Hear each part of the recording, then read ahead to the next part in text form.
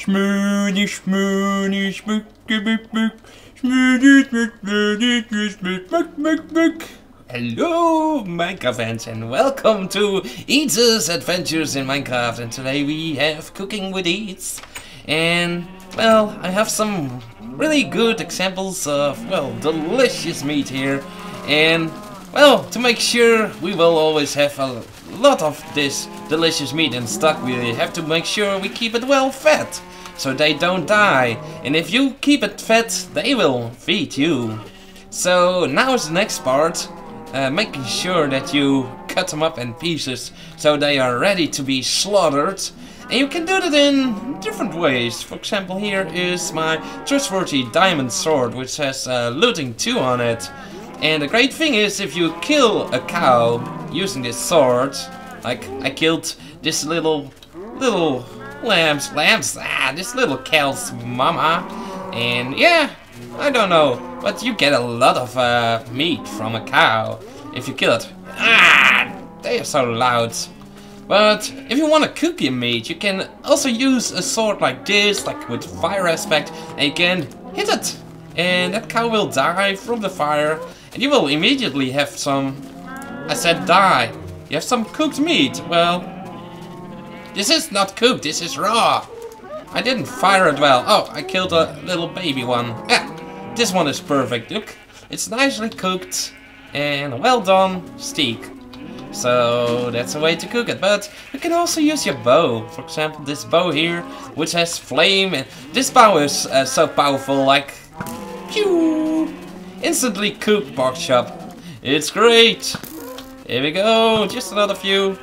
And you don't even have to get close to them. You can just hide up in a tree, and then an unsuspecting cow walks by and you're like, ooh! And you have some nice little delicious steak.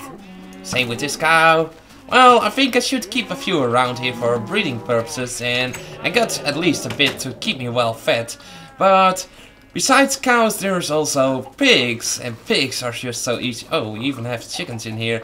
But if you don't have a sword with or a bow with fire aspect, you can just torch them. Like, I shouldn't do it inside because I might torch down the whole farm. Let's go outside where it is safe to torch pigs. Like, for example, oh, yeah, that could work too. Like, you just dump a bucket of lava in there and you light some pigs on the fire. Yeah, like that. Great. And you get some pork chops really easily. Like, ooh, come on, piggies, dive me. And they are cooked and well done. Look at them. Here they are. Yeah, right there. Cooked pork chop. And you can just light them on fire as well. Just like that. Bam! And they will immediately, well, cook themselves. Easy as pie. Like, even your kid could be cooking next. Wow, that lucky pig managed to survive. Well, just make sure you got a whole lot of pigs so you can be cooking for a while, and make sure that you don't torch down your own house. Because that would be a shame, like if the roof hit fire. It would be a waste, I have to say. Like, oh, it was almost burning there, my house. And the last thing you can do, and it's pretty easy, you can just blow them up. I don't think this is a good plan, however. Oh my god. Well, at least that takes care of some of the pigs. Let's just block this off so I don't get the rest of them escaping. Come in here, come in here. Yes. It's better if you stay inside because it is dangerous outside. Let's put a bit of white wool in there. Come on. Go away. Yeah, perfect.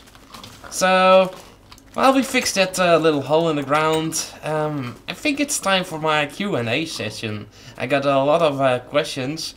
I think I got some more questions coming up, so don't worry. If your question was a bit late for the Q&A session, I will do one later, and I will just remember the questions. I will write them up, and I'll do it later. So don't worry about it. So let me grab some of these delicious pork. And then I'm gonna grab a bit of dirt. I'm gonna pause for a bit. Gonna collect my questions on the left of my screen so I can read out a bit. And I'll be right back. So, my first question is from Creating the Pain Train, and he's actually one of my in real life friends. And he's asking, what kind of games do you play? I know you, and we played some real-time strategy games, so what type of games do you enjoy? And, well, basically, the type of games I enjoy are role-playing games. Playing games where you kind of develop a character, where you have a real story to it, and I like doing stories, I like developing characters, making choices, good, evil, all that, and there is a load of games that I already played. I played the Divinity series, like Beyond Divinity, Divine Divinity. I played Neverwinter Nights, Diablo, that's more hack and slash, but I could call it a bit of RPG, but it's more like you don't really make choices, it's more like the story is being told. Oh, there was a lot of the Mass Effect series, for example. That's a nice series RPG. I did some real-time strategy games too with him. I played Company of Heroes, which is a World War II simulation game where you, well, play with tanks and infantry and you have to crush your opponent. And a few years ago, well, I was a Vivid Unreal Tournament 2K4 player. So I played it quite a bit. I played it on quite a high level. I played against some of the world's best opponents and I've been owned by them. But yeah, I think I did pretty well. But yeah, I didn't really like the new Unreal Tournament 3, the new series that came out. So I haven't really played that, to be honest. But yeah, I enjoyed those games. So, on to the next question. Let me look. Eedze, what is your current job and what do you do while working there? Well, I work at a cheese factory, but what I do is just cleaning the whole room. Basically, I just have one room that I have to take care of, and that's the salt water beds where the cheeses go in to ripen up, to get some resistance against turning bad. I don't really know how to explain, but if a cheese is made, it's going through a bath and it has to stay in this bath, and that bath is filled with salt water. So the cheese that is processed goes into cages and they are being pushed underwater and held underwater for, I think, the shortest time is a few hours and the longest time would be like 3 or 4 days. So yeah, that depends on what type of cheese you're making, how long they have to be in there. And I just have to take care that the room is clean, but you know, there's a lot of food and there's a lot of water. It's a moist area, so there's a lot of damp around. And that causes like fungal growth, and I have to make care that the fungals, the growths are removed and that everything is clean, and I take care of the food stuff that is left behind, and I clean the floors and whatnot. So basically all day I am cleaning. I'm hosing down the floors and I'm spraying foam all over the place, and well, it basically keeps me busy all day. There's always something to do, and well, it's not really what I like to do, but it's a job and I've gotten used to it. Before I worked in the construction sector, so I was doing windows and big facades for buildings, but well, due to the crisis the last few years, the jobs are just harder to find, and yeah, couldn't really get much jobs in that sector anymore, and I've stayed a while unemployed. So yeah, there's a mail. Maybe I've got a new question, but yeah, there was I just had a time that I was unemployed and I just took any job that I could get, and well, I could stay here for a while and work a bit, and I really enjoyed that. So I'm happy that I'm there now. I have some money that I can save up, so it's time for a new car, for example, and stuff. But yeah, let's not get too far in the question. Let me get an X and I'm gonna read up the next question. Oh, and I forgot who asked the question. That was Legolas 42,700. I don't think that's the way you pronounce it, but yeah, that's his name.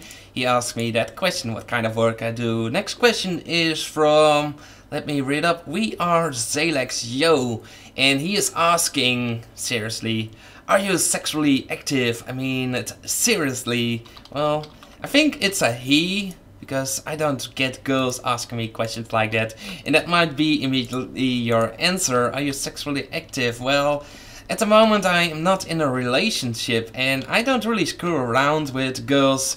I like to be in a relationship, so I think that's an important thing if you want to have sex, that you know a girl and you're in a good relationship and you don't really go to random strangers that you meet in a bar and like immediately go to bed with them. So yeah, I'm still waiting or hoping for an opportunity to meet a girl that I like and maybe we form a relationship, and then I might enjoy the benefits of sex too, but at the moment it's a slow time for me.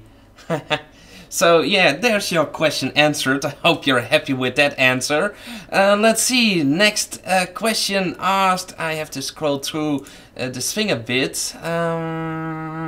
What's the most embarrassing thing to happen to you? I guess that is something that happened a while ago. We had a party, a family party, and afterwards we also had a party on our street where we could drink and there was music and stuff, and I basically got so drunk that before midnight I already passed out, and the next morning I woke up in my bed and I was covered in puke and I didn't know where my pants were, and yeah, I had a terrible headache. So yeah, I've been just basically drinking too much, but the biggest question is, where are my pants and how did I lose them? Well, the answer was when I came home, well, a friend brought me home and, well, my parents let me in the hallway I just took off my pants and my underwear, and, well, my parents have seen me naked and drunk, so at least my mom has, but I think she's kinda used to it. I cannot really concentrate on the game, but I hope that is embarrassing enough for you. I was gonna go grab an axe because I wanna axe down some of the trees. So yeah, that was quite embarrassing, but it's mostly not really the moment itself, but afterwards realizing what happened, and especially knowing that you've been seen naked by a mom at the age of, I think I was around 20 already. And another time I was drunk and I slept on the street and the police cut me up, and it was around Christmas time and they took me to the police station, but not really anything else that is embarrassing. Maybe like getting rejected when you confess to a girl, but yeah, stuff like that. I think that is just normal life and you shouldn't be embarrassed by it. I think it's just having courage that you dare to confess to someone, and well, if they didn't want you, well, screw them. It's their choice, and yeah, both people have to decide on that. Let's see if I got more questions on this. Oh yeah, here's a question from Steve O, and the other question was also by Steve O. His question is, how did you get into Minecraft? And that's basically so long ago that I cannot really remember it. I think I saw something about it on YouTube, and I think the very first video that I saw was that epic one where they were building, I think, the Enterprise from Star Trek in real life, like a real model. Not in real life, but the size of it was just so huge, and well, I kinda got interested in this building game, and it was interesting. And then I started watching some other videos, like most of you have gotten into videos like how to survive your first night, and that brought me to Misadventures, and basically that was just so inspiring that I got so many ideas of when I want to play that game, I'm gonna do this and that and that, and well, I played it a few months a bit with my friends, like pirated versions. Like, I know most of you won't really confess, but I know there are a lot of people who have pirated Minecraft when it started out, and well, basically the whole problem was I didn't have a credit card at that time, but well, I wanted to get a credit card just to buy this game, so just because I really liked it, I made sure that I got a credit card, and I bought it after a while, and I've been enjoying it still up to now. I really love the game so much, so yeah, still get a lot of pleasure from it, although I'm not really like daily looking forward to it. It's more like once or twice a week that I love going back to the game and playing it a bit, and I enjoy it a lot. But yeah, that's how I started Minecraft, Eedze's Adventures, and maybe that other guy that is also pretty famous about Minecraft, I cannot really know his name, but yeah, a lot of people probably know what I'm talking about, that one from Machinima. If I know it, I'll just put it up here on the screen right now. Yes. Okay, so I got one more question. Let's look on my list again. How do you feel about glass slabs? And I think that's a question that I have to direct in general. Glass slabs, well, there's some situations that people might enjoy using glass slabs. And some people have different styles of building. I think it all depends on what style of building that you have, what kind of resources that you need. I not think glass slabs is something that the game is really lacking. I think something that is really lacking to the game is the diversity in the mobs and the diversity in the terrain and the nature. So anything that could be improved is by adding new kind of nature, like new kind of hostile mobs, new kind of friendly mobs, like animals in the water, like fish, and birds maybe, like horses, all kinds of animals, but also yeah, unfriendly mobs, like boss mobs, and well, there's a lot of stuff that needs to be added to the game, especially if you go to the Nether. It's pretty boring if you walked a bit, like everything looks the same. It's like really awesome views somewhere, but there's not that much to do. So basically the Nether needs an update, and I hope that that update is gonna happen soon. And well, with the new recent changes that is gonna happen, like the picture frames that you can, the item frames that you can put stuff in, and also the flower pots, the stone walls, those are things I'm looking forward to. It's like things that can really change the terrain a lot. Like what you build, you can do so much with it. You can be really creative with what you put on the wall, what kind of items you put where, and that can give a room just an identity. Like every room can be different if you use those different materials in different ways. And that's what I'm looking forward to most in Minecraft. So not just a simple block like glass half slabs. Although it's a nice idea, but well, I think there are so many things that are still gonna be added, and I think glass slabs is probably something that it's gonna be up there. Like, well, it would be cool to get it, but I don't really need it. But yeah, it would be fun to see that in the game. And I think that was most of the questions actually already. I need a door in here. Let's see if I got a crafting bench somewhere, so I can quickly make a door. And I'm gonna refresh my mail to check if I have gotten one more question, so we can go to one more question.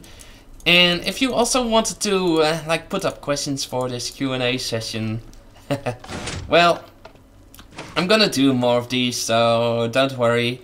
I'll remember the questions, I'll write them down, and I'll see if I can answer them later, or just like suddenly in a video whenever I feel like it. Or maybe that I dedicate like a whole episode to just doing Q&A. We'll see about that, so look forward to that. And for now, I'm gonna say goodbye to you. I hope you have a nice day, and I'll see you later in one of my next real episodes. So yeah, have a nice day. Goodbye.